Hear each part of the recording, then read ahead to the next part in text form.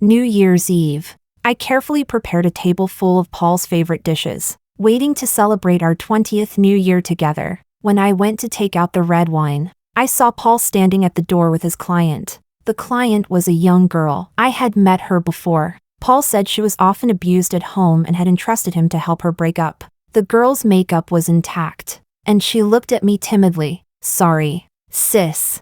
I'm here to trouble the lawyer again. My husband hit me again. I'm scared. Before I could process it, Paul said sorry to me and left with the girl. No one would believe it if I told them. Top lawyer Paul, handling a young couple's love dispute, still unresolved after 6 months. Whenever the girl calls, even if Paul is in bed, just about to reach the peak with me, he can pull away and leave, let alone at dinner. I swallowed a bite of the fish that had already gone cold. It was fishy and bitter. The New Year's bell rang. A new year. Old people, how dull. Chapter 1. I scrolled through moments, catching Paul's update. The first New Year's Eve worth lingering over. From now on, every year will be you. 9 photos attached. In the middle was a heart formed by 2 hands clasped together. My heart tightened. I had to take several deep breaths before daring to open it. The large hand on the left, I had held it for more than 20 years. The hand on the right, slender and pale. On both ring fingers were Mobius couple rings. Simple, yet meaningful, suited to young people's taste. After years of marriage, my wedding ring and Paul's had long been pressed to the bottom of a box. I tried to open the other photos, but the post had disappeared. I smiled bitterly and shook my head, regretting my moment of hesitation. Paul, who almost never posted personal updates, finally posted something, and it was filled with love. Today was worth lingering over too. A message from my best friend popped up. Old school Paul learned romance? He's always going on about laws and rules, so he finally figured it out at 40? You two are still at Trend's Starry Sky Summit this late? Aren't you afraid of heights? That place is on the 88th floor. I didn't even finish looking. Why was it deleted? I paused. Like sitting at the wrong table in a restaurant and biting into someone else's steak, my face burned red with embarrassment. My best friend's whole family was vacationing overseas. I didn't want to ruin her mood. Commemorating the 20th New Year's Eve with Paul. Next time we'll go together. That finally shut her up. The doorbell rang. A delivery runner stood outside. Mr. Paul asked me to pass along a message. Happy 20th anniversary. Sorry. I'll come back after I'm done. Please sign for the gift. See? Old school Paul does understand romance. Chapter 2. I took the bouquet. Inside the gift bag was a ruby brooch. The rose petals were still wet when Paul came back. His cashmere coat was wrinkled, his hair disheveled. He took off his coat. When he turned and saw me on the sofa, he immediately frowned. Why aren't you asleep so late? Insomnia again? I'll make an appointment with a sleep specialist and take you. Sorry, I was handling Eva's situation and missed New Year's with you. Do you like the gift? Is there any food left? I'll take a shower. Heat it up for me. I'm a bit hungry. I touched the brooch. A sharp sting shot through my fingertip. A bead of blood quickly slid down along my knuckle. I still got up and went to the kitchen, bringing out the kept warm dishes. It wasn't the first time. I knew when he came home, he would always eat. Paul was used to eating what I cooked. He had a picky palate. He always said food outside was bad and unhygienic. At business dinners he would take a few token bites, and when he got home he would always have another meal. Even on business trips, he brought the prepared dishes I made. Suddenly, I just felt tired of cooking. Thanks, honey. Still hot food this late. Paul said he was hungry, yet only picked at it a few times with his chopsticks. My chest tightened unbearably, and the words slipped out. Did that girl feed you already? What are you talking about? Paul frowned, his expression darkening slightly as he slammed his chopsticks onto the table. Wife, what you just said has implications. Don't say that again. I don't like hearing it. Eva is only my client. There is no contact beyond the case. We're older than she is. Be mindful of your wording. Listen to him. Paul truly deserved his title as a top lawyer. He shut me up completely. If I said another word, I would become the unreasonable one. He would certainly proceed to educate me. My throat tightened. My fingers trembled as I pulled out the screenshot of the post he had deleted. Tonight, you have 3 loopholes. First, Eva said she was abused, but her makeup was perfect, her clothes neat, and there was a smile in her eyes. She was clearly dragging you out on a date. Second, I saw this deleted post. I'm guessing Eva used your phone to post it. You never post personal updates. Third, I spoke calmly, listing them one after another, wanting to pour out all my grievances. Paul smiled faintly. Very logical. Go on. My chest suddenly tightened. Chapter 3. My eyes burned unbearably, and tears burst through like a dam breaking. I forced myself to stay composed and continued. Third, you don't love me anymore, Paul. We went from school uniforms to a wedding dress. You changed first. Our son is already an adult. Let's separate. He shot up from his seat, the chair legs screeching harshly against the floor. That's it? This is childish. Roma, I'm a lawyer. It's inevitable that I come into contact with all kinds of women. Weren't you used to it already? I see Eva like a daughter. The girl had an unfortunate family background and met a terrible boyfriend. I just want to give her a hand. Cultivate some hobbies. Take a class or something. Don't bring up separation again. Paul's face showed restrained anger, yet he looked completely in control. Suddenly, I thought of Sun Wukong pinned beneath the five-finger mountain. My chest swelled painfully, as if fire were roasting inside it. When the winter sun rose, I woke up on the sofa. Paul was dressed neatly and said he wanted to take me to Fairy Mountain for a trip. A workaholic rarely took time off. I waved my hand and refused. Compared to traveling, I need sleep more. Paul's face turned cold. He didn't urge me to make breakfast and slammed the door as he left. At noon, I was awakened by voices in the living room. Sis, Paul said you often have insomnia. I happen to know how to cook medicinal porridge. My grandma taught me. I made some for you. It was Eva. A surge of anger nearly burned away my reason. I didn't know whether Paul was trying to overturn my conclusions or something else. I clenched my teeth and looked at him. Rarely. He was wearing an apron, busy in the kitchen. Eva is thoughtful. Drink a couple more bowls later. The kitchen had always been my territory. Today it was occupied by the two of them. Bits of medicinal knowledge and words of praise floated out from inside. I also heard Eva chatting about trivial daily matters. Paul, I really envy Roma. Having a husband like you and living in such a big house. If only I had that too. You want that?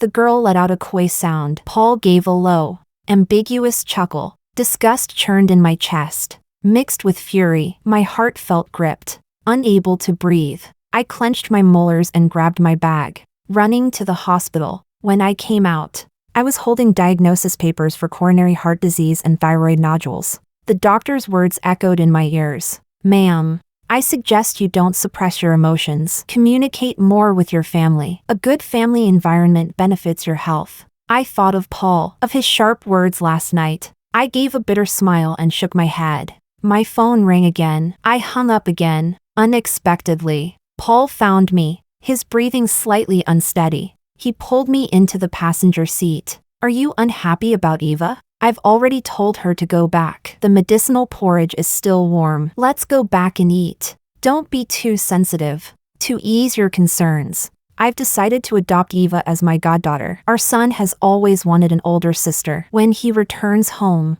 we'll give him a surprise. My heart felt stirred violently. Like being mixed with a spoon, I pressed my temples. You're 40. Becoming godfather to a 22-year-old girl. I won't object. But don't drag our son into this. Let him focus on his studies. Don't smear filth onto his face. Perhaps seeing my cold expression, Paul wisely fell silent. Our son was the fruit of our shared efforts. Whenever our son was mentioned, he would sober up. Chapter 4. I thought the farce had ended. But when I returned, I saw movers going in and out of the house. Eva stood in the living room directing them nonstop.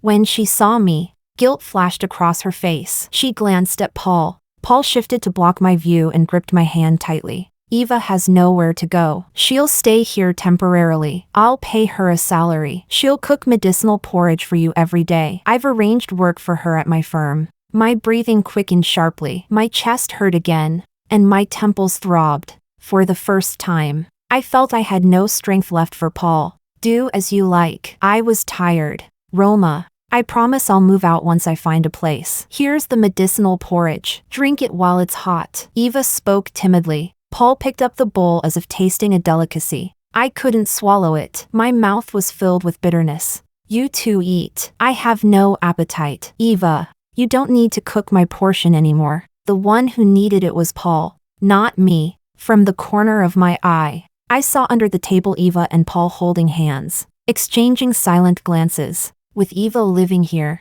the house certainly became lively. Late at night, Eva knocked on the door. Paul, my computer screen went black. Can you take a look?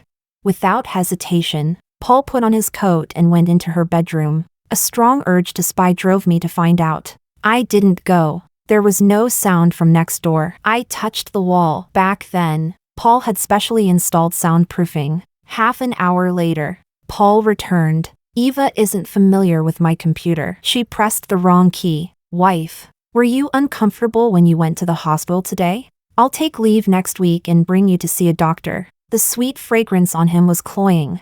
I bit the tip of my tongue so I wouldn't rip open his pajamas. It's nothing, just saw an old classmate. I turned over, my back facing him. On the balcony hung a sheer red lace nightgown. Paul paced on the balcony several times. Oh, I forgot this isn't my home. Paul, don't look. I'll take it away right now. Roma, sorry. I lowered my eyes and pretended not to see. Eva tried to add my contact. I refused. Predictable little tricks. I had no interest in responding. There are 3 card slots at the door. Whoever comes home flips their card to the front. It gives a sense of ceremony for coming home. After Eva moved in, many little youthful romantic touches appeared in the house. When the holiday ended, I woke up to find Paul had already eaten breakfast. Eva pouted, saying she wasn't used to wearing an OL suit. It suits you very well. Paul's throat bobbed. His gaze darkened. When he saw me come out, he hurried to bring me breakfast. Eva made it. She treats us like elders to show filial respect. It's a pity you won't agree to adopt her.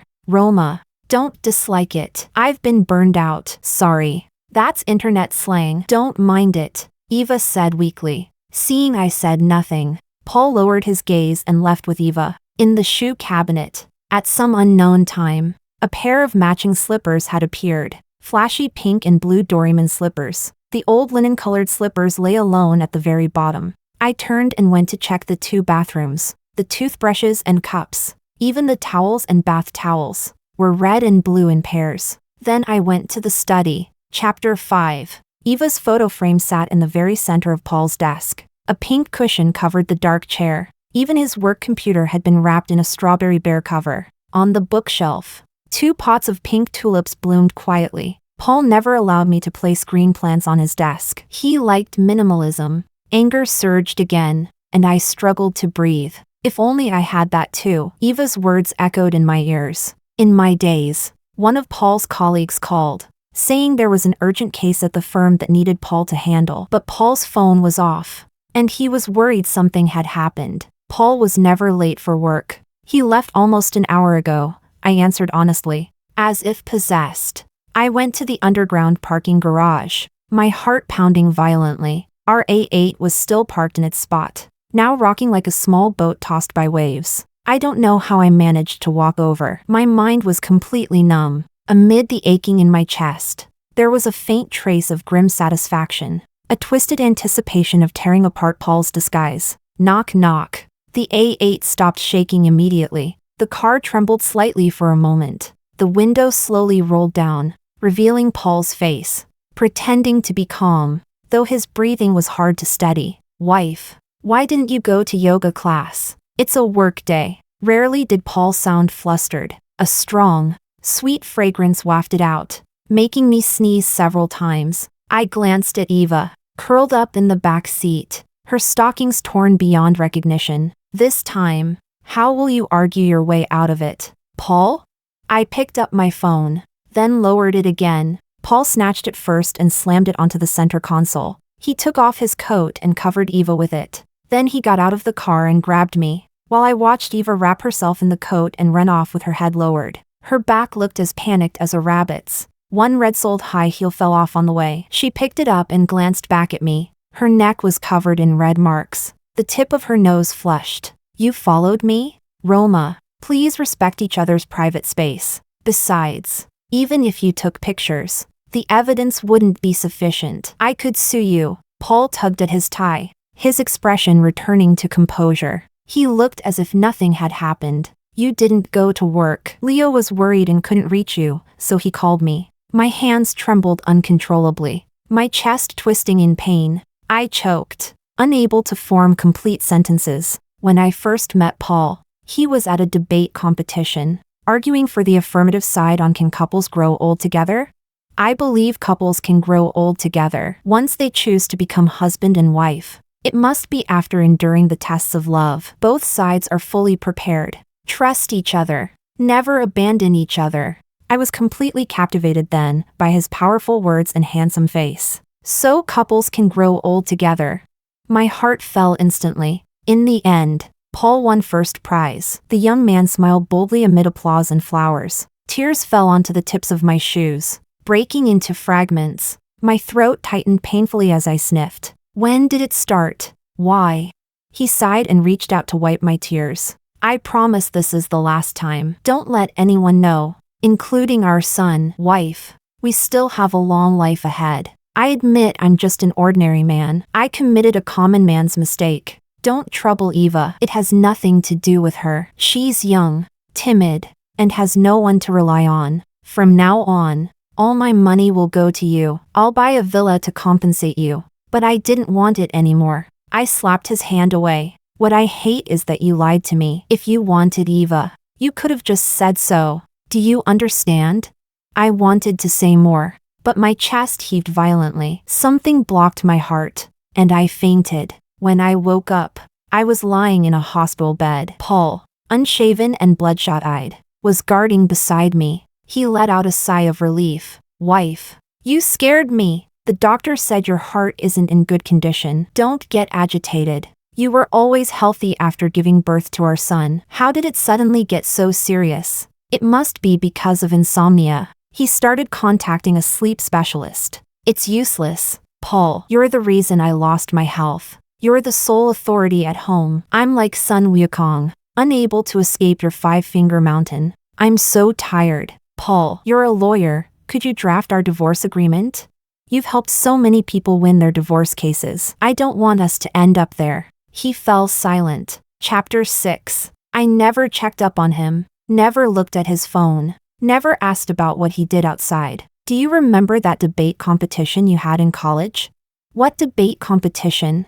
There were too many. I forgot. Paul seemed to be trying hard to recall it. I suddenly laughed through my tears. Being married to you is pretty pointless. Paul, in my sophomore year, I got pregnant. You told me to keep it, and I took a year off. After graduation, I stayed home to raise our son, until he went abroad to study. I majored in law too. We were classmates. I'm not worse than you, but I could only do housework and support my husband and child for 20 years. My voice stayed calm the whole time. By the end, it turned into loud sobbing, as if I wanted to cry out all the grievances of these 20 years, all the way until I was discharged and went home. Paul remained silent. When I got back, there was no longer anything of Eva's in the house, but I couldn't be happy. Maybe there had been other women before. I was disappointed in Paul's deception, and in how he manipulated and suppressed me. He treated marriage like a case he was guaranteed to win.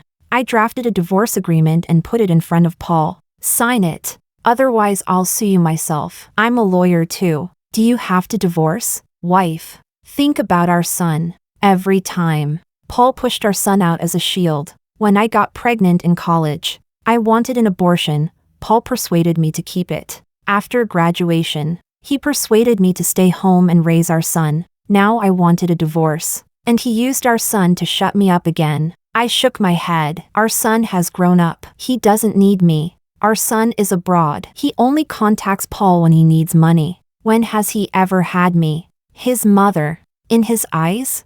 After all, I'm just a housewife. Seeing he couldn't talk me out of it, he took the agreement and tore it into pieces. His face twisted, and he flung the scraps into my face. Blame me for finding women? Fine.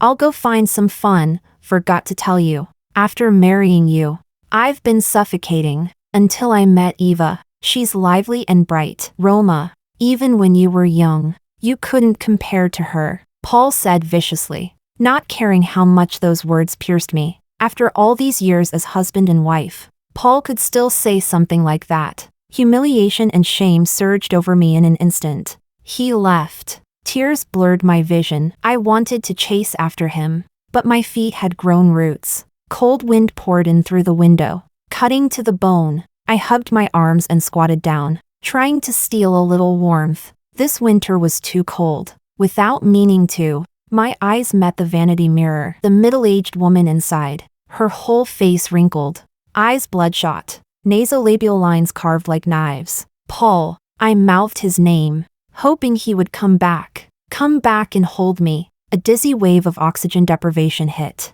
and my chest stabbed with pain again and again. In my hazy consciousness, I thought of that time a senior confessed to me. Paul came running, drenched in sweat, and pulled me tight into his arms like he was terrified of losing a treasure. This is my wife. We're legally married. We even have a son. Senior, go find another girl. Paul's possessiveness over me was astonishing. To prevent other men from setting their sights on me again, he confiscated all my makeup and threw away my dresses. After graduation, I lived with him in a rented apartment. Every day he sent countless messages, asking where I was, and proactively reporting his whereabouts to me. When work ended, he would bring me red roses and egg waffles. The moment he opened the door, he'd grin at me, scoop me into his arms, and promise me a good life. Sure enough, later we moved into an apartment, then a 2-bedroom, and finally this big luxury flat. A big villa would be next.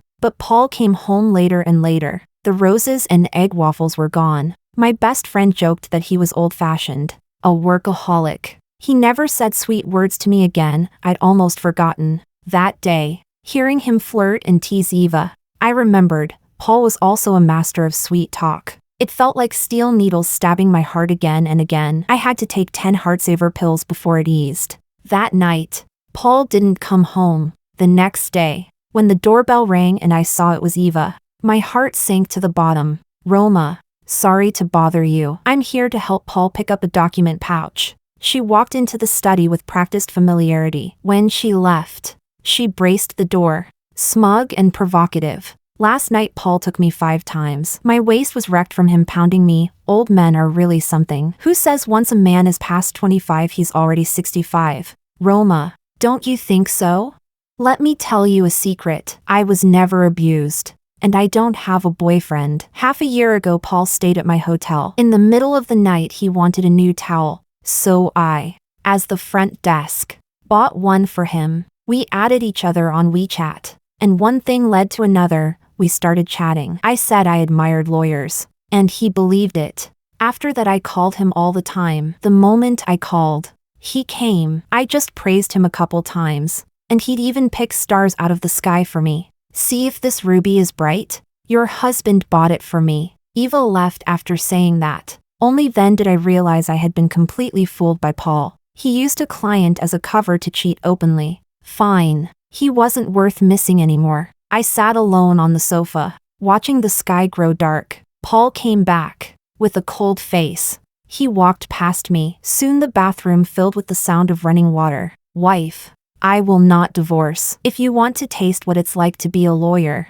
go ahead. I'll wait for you to win the case. He pulled a suitcase, left those words behind, and left. From the looks of it, he was going to Eva's place. Chapter 7. I bit down so hard my molars almost shattered. Fine. Former husband and wife, let's see the truth in court. While searching for my lawyer's license, I found an unfamiliar, old photo album. On the title page was Paul's handwriting, to my beloved wife Roma, and my beloved son Angelo, a record. The date was 19 years ago. Paul doesn't like being in photos, but he loves taking pictures of our son and me. Tears dripped onto the photographs, blooming like blurred flowers. I hurriedly wiped them with tissue. What a pity it would be to ruin them. The most recent photo was from last Christmas. I was wearing a red hat. He took me to make a wish in front of the Christmas tree at the mall. He had refused to take a photo at the time, saying it was childish. Yet he turned around and asked a passerby to take one for us. In the photo,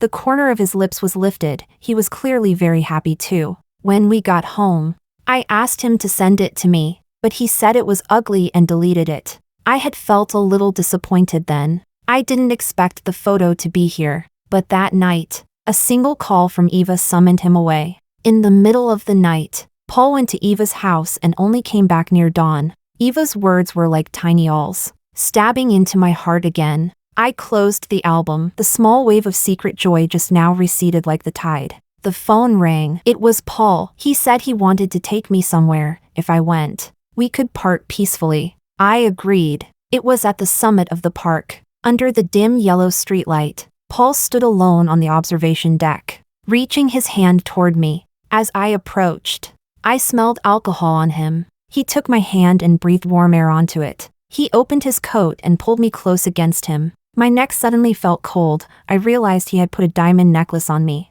I had wanted that necklace for a long time. Every time I passed the display window, I couldn't help looking at it again and again. I had never told Paul. How did he know?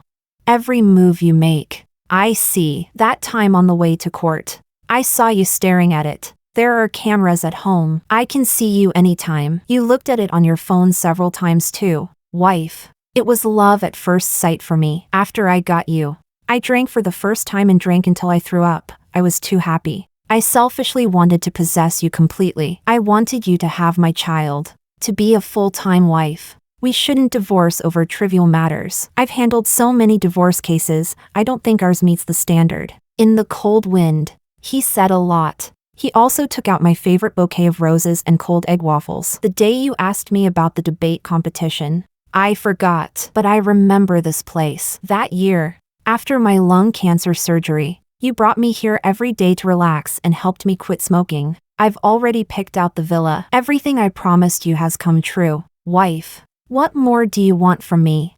I listened quietly to him finish. The neon lights below the mountain were dazzling. Unfortunately, it was far too cold. I don't like drinking in cold wind. I touched the icy necklace. I remembered Eva had a full set of pink diamond jewelry. Earlier in the day, when Eva came to pick up the document pouch, she was wearing a full set of ruby jewelry. This was the first time Paul had given me a diamond necklace. After so many years of marriage, he had given me only 5 pieces of jewelry in total, mostly silver. I didn't like this necklace anymore. When I returned it to him, his face, frozen bluish from the cold, slowly flushed red. I stamped my feet and rubbed my hands, pulling myself out of his embrace. Finished talking? Then let's part on good terms. Go back and sign the papers. He stood there without moving. I was too tired to care anymore and turned back home. The streetlights stretched my shadow long. The breath I exhaled was scattered by the cold wind.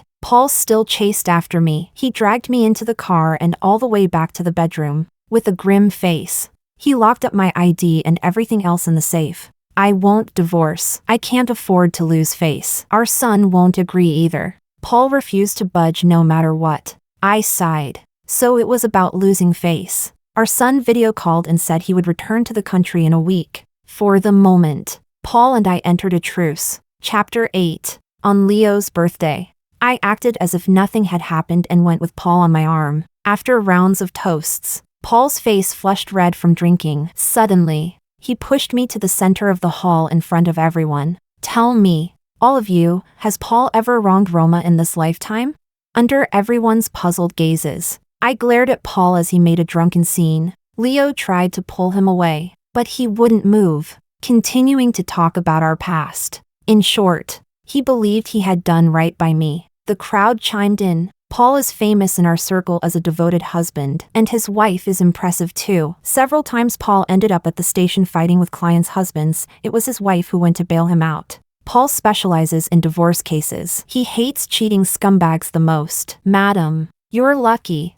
Paul is enthusiastic and meticulous. He often deals with female clients, but never once has there been any gossip. Sister-in-law, you're overthinking. Paul quieted down. He narrowed his eyes at me, smiling. Behind him stood a group of colleagues speaking up for him. Soon, everyone resumed drinking and eating. Leo's wife tried to pull me back to my seat. I refused. Paul simply wanted to suppress me, to cut off my path as a lawyer. His goal was achieved. Almost every lawyer in Haicheng was present. Then I would just move to another city. I had no evidence about him and Eva, nor did I want to gather any. At the very least, I had to preserve our son's dignity. That night when we got home, Paul drunkenly held me and took out his phone. You never check up on me. You never question me. I'm always the one reporting first. It's your fault for not managing me. That's why I couldn't help getting tangled up with Eva. Wife, when you're free, I'll take you to see a doctor. You'll finally get good sleep. Then I'll take you to buy jewelry you like. I have money. You haven't bought new clothes in ages. I'll get you a new coat, new dresses, cosmetics too. You should put on some makeup. You're getting old. His arm clamped tightly around my waist. The heavy, unpleasant smell of alcohol hit my face. I couldn't bear it anymore. I pushed him away and ran to the toilet to vomit. When I returned to the room, Paul was already asleep. I changed into clean pajamas and went to the guest bedroom. When I woke up, Paul was gone. I began studying legal textbooks again, preparing to apply for a new lawyer's practicing license. Paul came back and saw me. He curled his lips into a smile. Go for it, wife. Once you pass, I'll arrange a job for you. I smiled faintly and said nothing. Our son stayed home for 2 days, then said he would travel to Africa with his girlfriend. It was warm there. Before leaving, he seemed to sense something. He pulled me to the balcony to ask. I stood on tiptoe and touched his head, ignoring his protest. Your father and I are fine. Stop worrying. Go have fun with your girlfriend. If you need money, ask your dad. The door closed. Paul left too, saying he would drive them. I wiped away my tears and touched the 2 gold bracelets on my wrist, gifts from our son and his girlfriend. Without hesitation, I grabbed my suitcase and called a ride to the high-speed rail station. Just after the train departed, Paul called. His voice over the phone sounded anxious. I'm going on a business trip to Beijing for half a month. I've booked the doctor's appointment for you. Go yourself. I've transferred your living expenses. If it's not enough, ask me. Buy some new clothes. Cheer yourself up. I calmly agreed and smiled at the 10,000 yuan in my account. Paul said he turned over his salary, said he would take me to see Dr. Wu, take me to buy jewelry, buy me clothes. He said it, then forgot it. That's fine. I don't need it anyway. When I arrived in Haicheng in the north, I was almost frozen into an ice sculpture. I bought a 2-bedroom apartment, changed to a new phone card, and began preparing for the exam in peace.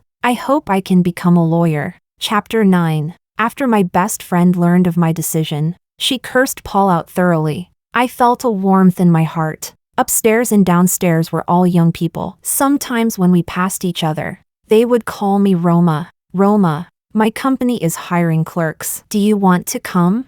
So I worked while preparing for the exam. Back when I was studying for the exam years ago, our son was at his naughtiest age. He would run around the house holding his toy, making da-da-da sounds, jumping onto the sofa one moment and climbing onto my desk the next. Only when Paul came home from work and took him out did the house finally become quiet. When our son fell asleep, Paul would pull me to sit beside him at the desk. He typed up documents while I read my books next to him. The first year, I failed the exam. Paul persuaded me to give up, saying I didn't need to work anyway. The second year, unfortunately, our son fell ill, and I couldn't go to the exam. Paul didn't say it outright, but he didn't support me taking it again. After that, he wouldn't let me study in his study room. He secretly hid my materials, and he came home less and less. When our son started elementary school, he told me to focus on tutoring him instead. I still persisted and eventually passed.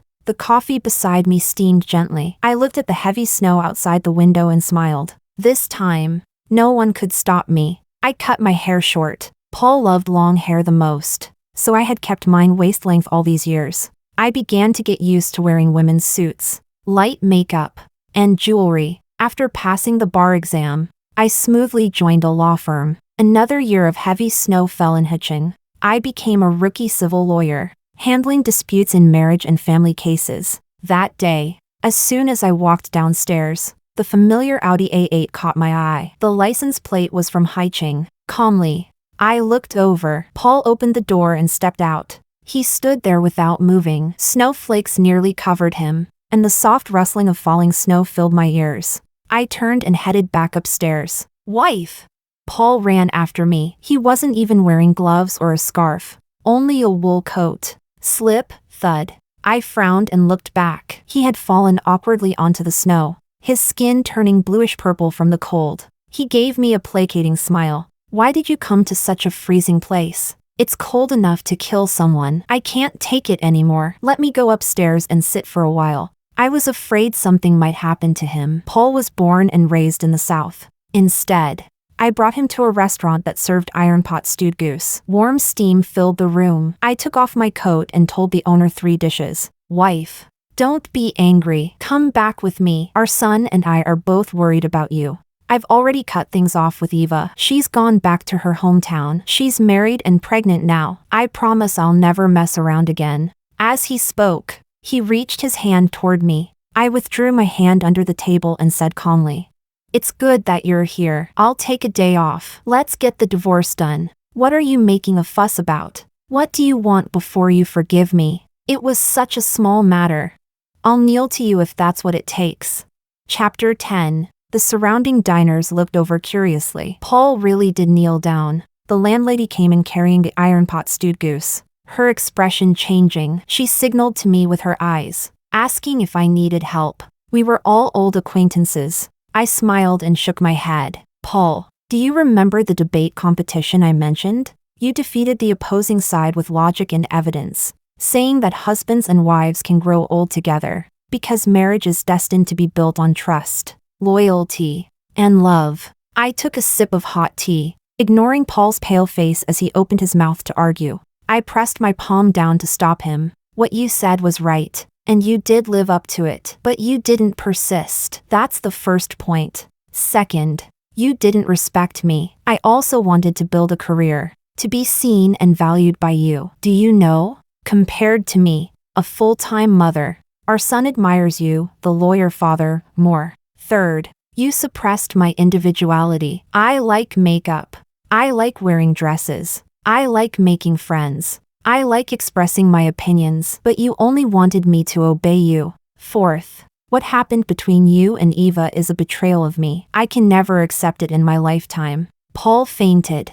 I wasn't sure whether he had heard everything. Under everyone's watchful eyes, I had no choice but to call emergency services. The doctor said Paul had suffered emotional shock, his body unable to withstand the cold, and had gone into collapse. I was still his legal wife. I could only sign the papers and hire a caregiver for him. When the caregiver changed his clothes, a necklace fell out of his pocket. It was the one I hadn't returned that night. Paul happened to wake up. His eyes lit up, and he looked at me pleadingly. The necklace was stuffed back into my hand. He wrapped my hand with his. Wife, I know you like this necklace. I brought it specially for you. Don't be angry anymore. Couples fight, but they make up at the foot of the bed. I understand what you mean. I'll definitely change. Seeing I didn't respond, he took a card and a key from his coat pocket and pushed them into my hand. The villa is bought. It's under your name. The card has all my savings. They're all yours. I looked at these belated offerings and remained silent.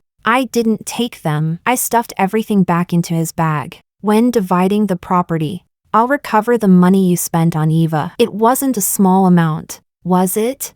Paul went completely silent. His mouth hung slightly open as he fell back onto the bed. I went home, printed 2 copies of the divorce agreement, and signed them. When I went back to see Paul, the caregiver said he had already completed discharge procedures and left.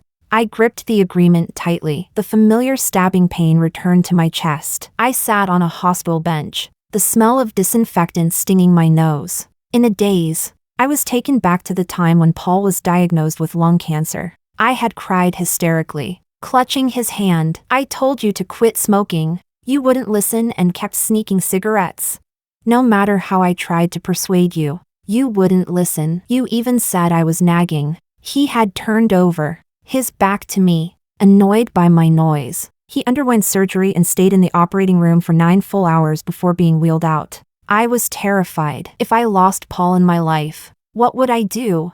Thankfully, he recovered quickly, but he continued smoking outside. Many times after work, he would linger in the car to air out the smell. When he came home, he pretended he hadn't smoked. Once. He smoked in the bathroom and I caught him. I shouted anxiously. Do you want the lung cancer to come back? If you're gone, what am I supposed to do? He turned his face away, reluctantly crushing out the cigarette. That night, after a message from Eva, he returned home at dawn, reeking of smoke. What I want to do, no one can stop me. Roma, not even you. I'm a man, I earn money outside. Having a smoke and a drink is normal. Just like he said, playing around with Eva was a small matter. I couldn't control it, and I shouldn't. Ma'am, do you need help? A nurse patted me. Only then did I snap out of it, my whole body cold. After thanking the nurse, I drove home. The trees outside the office had sprouted new buds. I smiled faintly, packed my briefcase, and went downstairs. A colleague grabbed me, grinning teasingly. Roma, there's a man with an A8 downstairs looking for you. The past few days you weren't here. He waited every day. Is it a romantic prospect? I looked. Who else could it be but Paul? After saying goodbye to my colleague, I walked toward him. He had grown thinner. The wind seemed to blow straight through his coat. He took roses and hot egg waffles from his arms and stepped toward me. I didn't accept them. He forced them into my hands. I saw the trash bin to my right and threw everything away. His face darkened. The divorce agreement. Sign it. To prevent him from disappearing again like last time. I carried the divorce papers with me. Wife. Lawyer Roma. Does it really have to be this way? Our son is already grown. Don't play the emotional card. Our son is an adult. He has his own life. When he gets married, I'll contribute money. I interrupted him and pushed the agreement into his face. He cried. Tears fell onto the divorce papers. Chapter 11. In the end, he signed. I let out a breath of relief. After returning to Haicheng and finalizing the divorce, Paul hesitated and said, Roma, I'm sorry. The money and gifts I gave to Eva, I'll go ask for them back. It's inappropriate. After all, I gave them willingly. She's already had a child. I shouldn't disturb her. Don't worry. I'll make it up to you later. 5 million. Stay in Haicheng. I'll arrange a job for you. Your villa is here too. I declined and left the villa to our son. Our son didn't return to the country. Paul and I agreed not to tell him about our divorce. When I left, Paul chased after me for a long distance. My long unseen best friend and her husband stopped him. Out of the corner of my eye, I saw Paul crouching on the ground, crying like a child. After I returned to Haicheng, a bouquet of roses arrived every day. I simply gave them away to colleagues and neighbors. I did so for half a year. I ignored it calmly, waiting to see how long Paul could persist. On my birthday, our son flew over with his girlfriend to celebrate for me. Happy birthday, Mom. Next year my girlfriend and I are getting married. You must come. I smiled and nodded. When I walked him downstairs, his eyes flickered. Dad came too. Do you want to talk to him? His lung cancer relapsed. The doctor says it's serious this time. And he also has heart disease. He might not live much longer. He and his girlfriend brought Paul upstairs, then left. Paul held a large bouquet of roses, still clinging to the petals. Roma, Lawyer Roma, you love red roses the most. This is a sapphire necklace. Try it on. I held the door, not letting him enter, holding the roses and the gift bag. He lowered his head gloomily. Our son told you, right? I don't have much time left. It's my fault for not listening to you. I really wish you were still by my side, reminding me every day. That's enough. You should go. I didn't want to reminisce with him. His Adam's apple bobbed, and suddenly his eyes reddened. I remembered that debate competition you mentioned. You used to talk about it a lot. You said you fell in love with me at first sight that time. Back then, you stood in the crowd with big, beautiful eyes. I liked you at first glance. You're still just as beautiful. I rubbed my temples and pushed him to turn around. Go back. I'm living very well on my own now. I glanced at my phone. I have dinner plans with Oliver. He said he's going to propose to me. Don't waste my time. Paul tried to grab me again, but security dragged him away. The flowers and jewelry were left at the door. I stood on the balcony, watching Paul remain there until dawn. He fainted. Only after the ambulance took him away did I lie back down in bed. In truth, There was no Oliver. I lied to him. The roses continued as usual. The next time I heard news about Paul was half a year later. From our son. He said Paul had died. The neighbors found him. By the time they found him, his body had already decomposed. It was another New Year's Eve. I put on black clothes and attended his funeral. I placed white chrysanthemums before his tombstone and walked in the rain with an umbrella. The neighbors said that when they found Paul, he was clutching an old photo album tightly. It was the album recording me and our son, all the photos taken by Paul. I threw the album into the fire and watched as the flames licked and consumed it. Just like Paul, completely gone. I returned to Hitching. At my doorstep lay 5 bundles of withered roses. It turned out Paul had reserved a month's supply each time at AIE Flower Shop. When the new year came, Paul was dead, and the roses stopped. I threw the withered flowers into the trash, then went to AIE Flower Shop to buy a bouquet of roses and pink tulips. Eva had once placed this kind of flower on his desk. I suppose he liked them. I sat quietly for a long time, looking at the 2 kinds of flowers in the vase. From then on, I developed a habit. Every day, I buy roses and tulips.